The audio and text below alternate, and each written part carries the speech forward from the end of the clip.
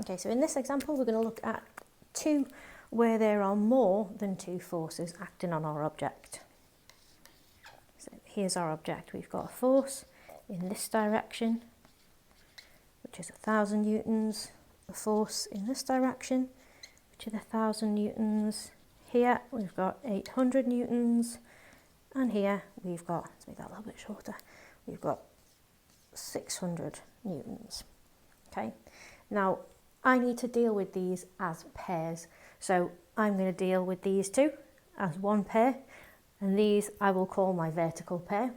And then I'm going to deal with these two as one pair, and I'll call those my horizontal pair. So let's start with the easy one. They're in opposite directions, so I'm going to subtract them. 1,000 minus 1,000 gives me 0 newtons. So there is no resultant force in the vertical plane. Now I need to deal with these two again. Double check. They're in opposite directions, so I need to subtract them. We always subtract the smaller from the bigger number.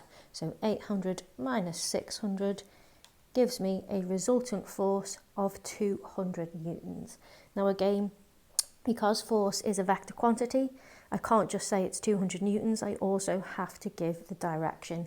And the direction of the resultant force will be in the direction of the bigger force. 800 is bigger than 600, so my resultant force here would be 200 newtons in this direction. So that would be 200 newtons to the right, or I can simply put 200 newtons and the direction.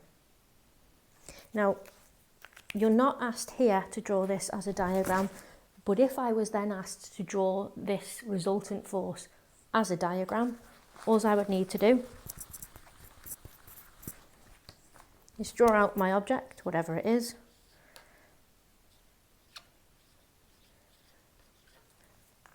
and show an arrow to represent the direction of the force, and the size of the arrow should represent the size of the force.